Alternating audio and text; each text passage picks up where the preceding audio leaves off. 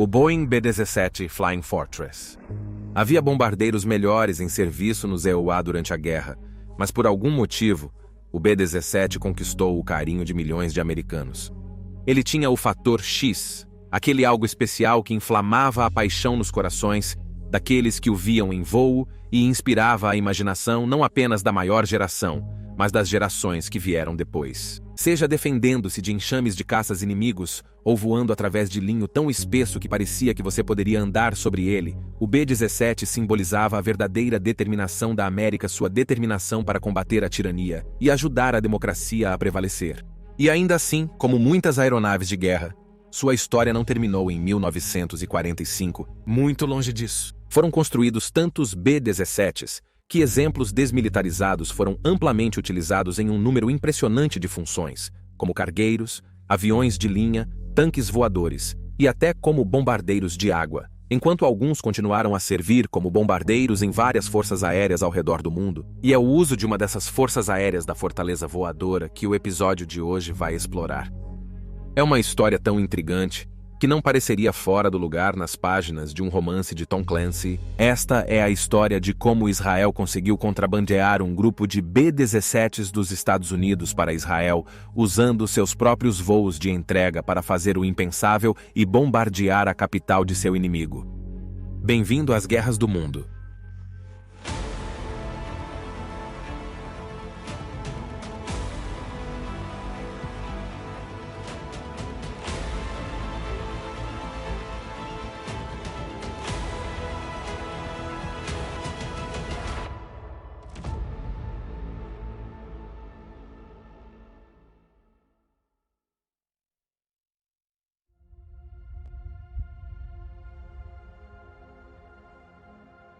Após séculos de exílio da terra que chamavam de lar, em 14 de maio de 1948, David Ben-Gurion, o chefe eleito do governo provisório de Israel, declarou a fundação do Estado judeu como uma nação independente. Emergindo do horror do Holocausto nazista, judeus de todo o mundo celebraram o renascimento de sua pátria e começou a sua migração em massa para a Terra Santa. Mas desde o início, estava claro que viver em Israel nunca seria fácil. A criação de Israel envolveu a partição da Palestina e muitos palestinos cujas famílias haviam trabalhado nesta terra por gerações se encontraram deslocados, algo que indignou seus irmãos árabes, particularmente no Egito Próximo. Dentro de horas após a declaração de Ben-Gurion, a Real Força Aérea Egípcia, ou REAF, começou a lançar ataques aéreos contra assentamentos judaicos, contra os quais Israel estava quase impotente para parar. Um tiro de sorte disparado por Sam Rosa, da Grã-Bretanha, um dos vários voluntários estrangeiros lutando por Israel, conseguiu derrubar um único Spitfire supermarino egípcio e partes do local do acidente foram usadas para reconstruir um Spitfire ex-RAF, que havia sido abandonado pelos britânicos, proporcionando a Israel um caça bastante moderno. Isso tipificou a história da ascensão do poder aéreo israelense. Na desesperação daqueles primeiros dias extremamente iniciais, Israel reuniu uma mistura eclética de aeronaves civis e algumas ex-militares para formar a nascente Força Aérea Israelense e ajudar a defender a nova nação no que os israelenses viam como a Guerra da Independência. Muitas dessas aeronaves eram totalmente inadequadas para o combate aéreo, mas os israelenses não estavam em posição de descartá-las e tudo que podia voar era enviado para o combate.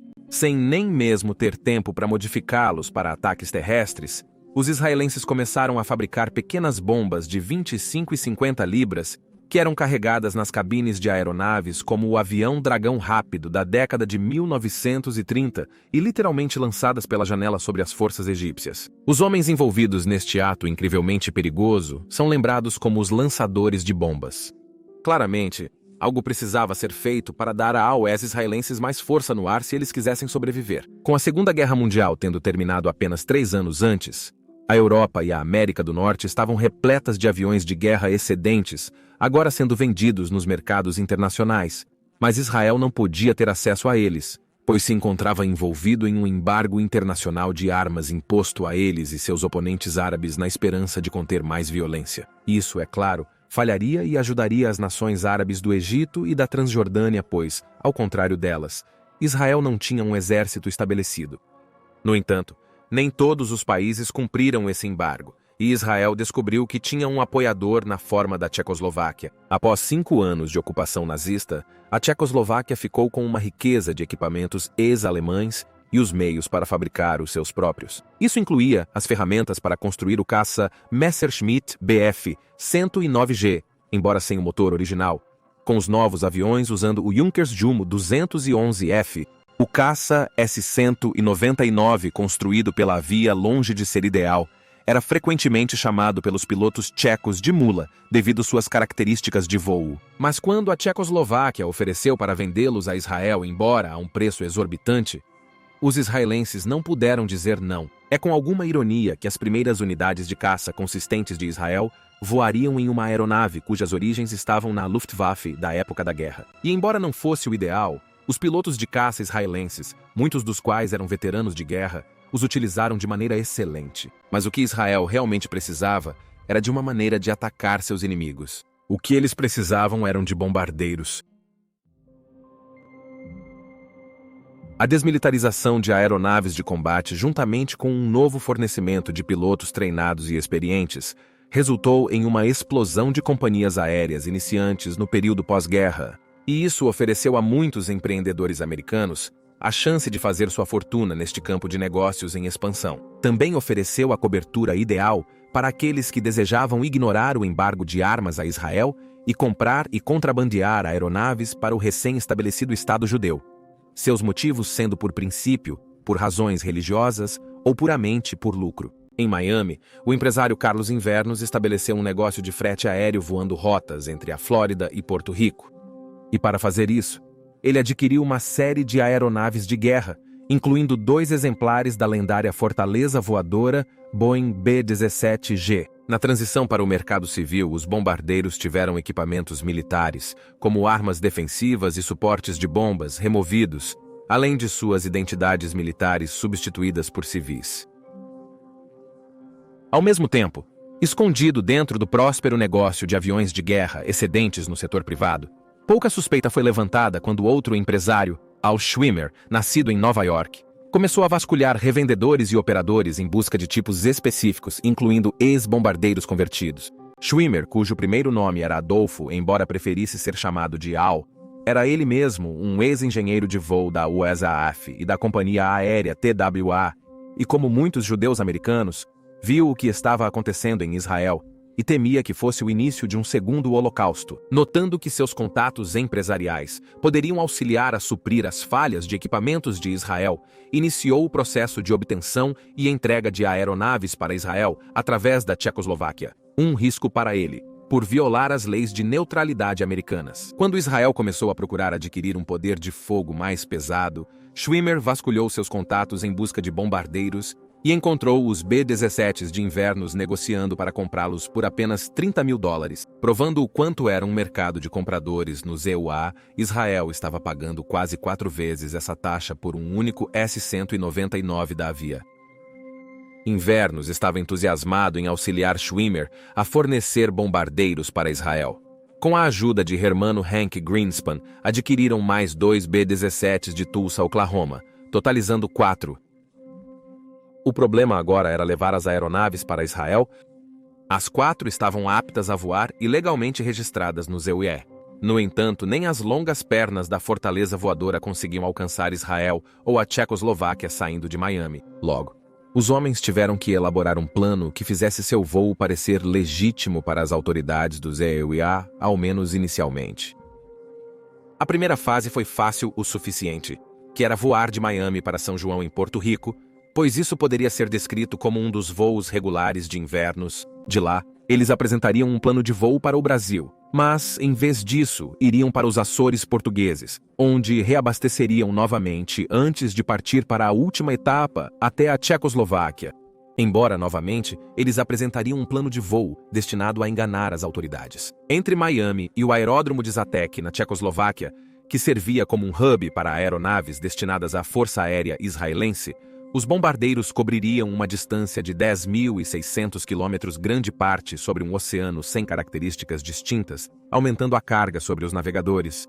Os 3 homens, agora agentes de Israel com a aeronave e um plano, precisavam encontrar tripulações para levá-los, mesmo que nem todos soubessem do plano final. Um dos pilotos recrutados pelo trio foi David Goldberg, ele mesmo um ex-piloto de B-24 durante a guerra, e que contaria sua participação na operação a um jornalista da revista ASA, em fevereiro de 1981. Ele explicou: enquanto fazia entregas de carga saindo de Miami na primavera de 1948, fui contatado por telefone e perguntaram se eu estaria interessado em ganhar $1.000 para transportar um avião para a Europa. Eu disse, claro.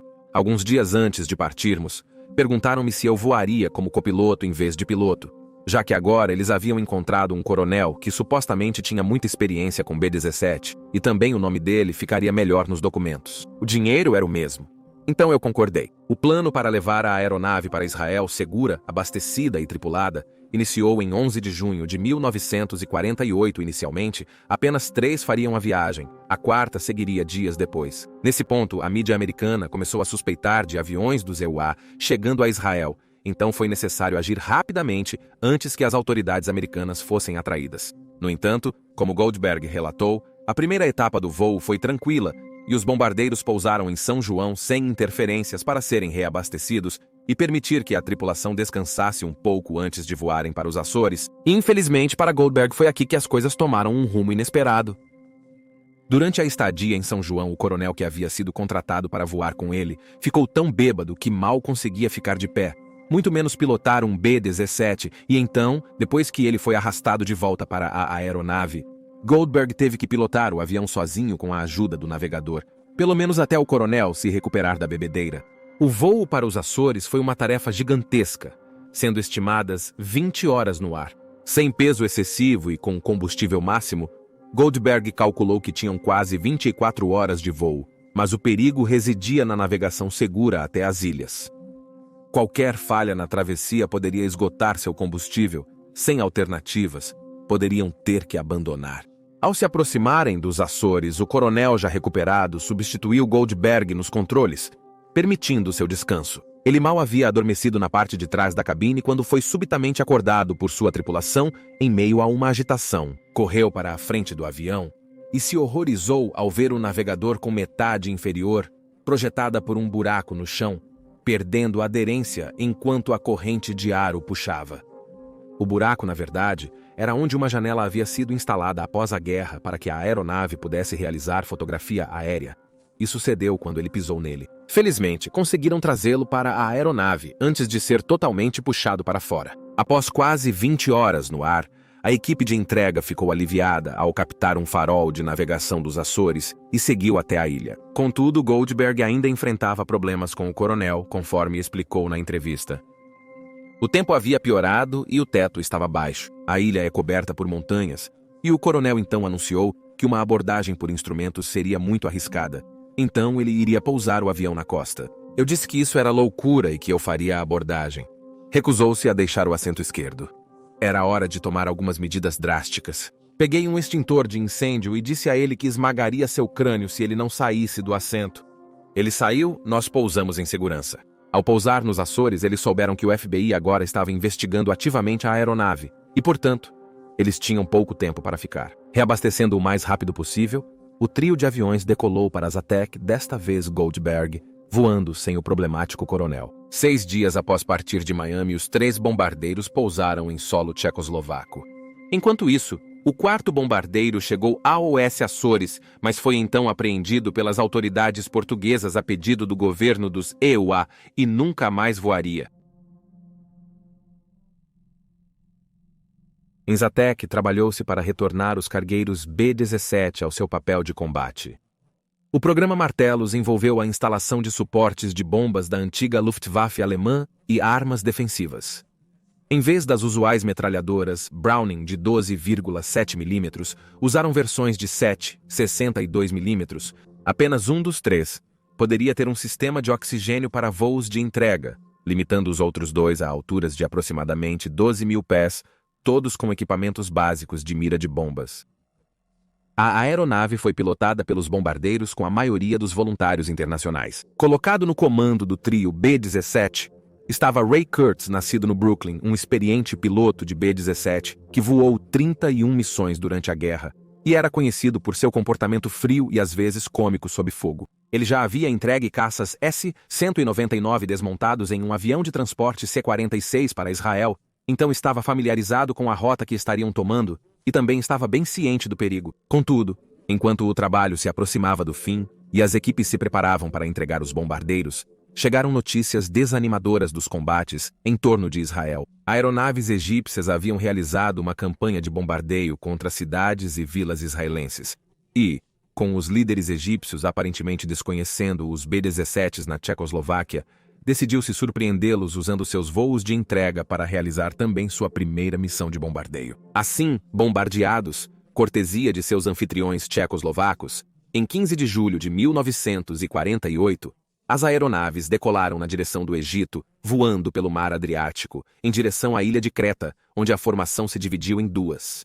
2 dos B-17s planejaram atacar o aeródromo egípcio em El Arish, com a intenção de dar à Força Aérea Real Egípcia algum revide. O terceiro bombardeiro, pilotado por Kurtz, e sendo o único equipado com um sistema de oxigênio, foi encarregado de conduzir um ataque em grande parte simbólico ao próprio Cairo, especificamente ao Palácio Abdin, onde o governante egípcio rei Farouk Pimemr residia. Pouco depois da decolagem, Kurtz descobriu que sua aeronave estava em condições menos que perfeitas e sofria de uma série de falhas mecânicas, que em circunstâncias normais exigiriam o retorno da aeronave à base, mas Kurtz decidiu prosseguir. Então, quando ele atingiu 25 mil pés, ele notou que ele e sua tripulação estavam tendo problemas para se concentrar, e alguns até começaram a entrar e sair da consciência. Parecia que o sistema rudimentar de oxigênio que havia sido instalado na aeronave era apenas adequado para suas necessidades. Mas, novamente, eles prosseguiram, chegando ao Cairo tarde da noite e completamente sem oposição. Os egípcios não esperavam nenhuma aeronave israelense capaz de voar tão profundamente em seu território. Como Kurtz lembrou, nós cambaleamos sobre o alvo às 9h40 da noite, horário local do Cairo. A cidade estava iluminada e eles despreparados para a invasão.